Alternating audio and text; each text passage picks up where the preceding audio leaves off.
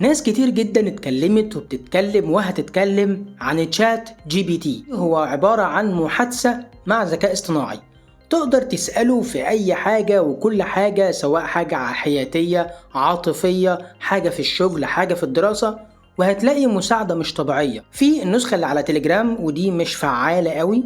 أما الطريقة التانية من خلال موقع تشات جي بي تي، انت علشان تسجل في تشات جي بي تي وتجربه فبتحمل اي في بي ان يشتغل معاك. لما بتيجي تسجل بيطلب منك الميل، تسجل من خلال ايميل مؤقت، وانت تقدر تكتب على جوجل ايميل مؤقت ويظهر لك مواقع كتيرة جدا. طبعا لما بتيجي تعمل ميل مؤقت ايا يكن الموقع بيجيب لك الميل وبيفتح لك انبوكس جوه الموقع ده. لما تدخل على موقع تشات جي بي تي وتسجل بالميل، فجأة وانت ماشي في الموضوع هيقابلك المطب التاني اللي كل الناس تقريبا بتلطم منه، وهو رقم الموبايل. تطبيق 2NR علشان تطلع رقم موبايل في تشات جي بي تي في الخطوة اللي محتاجة رقم موبايل.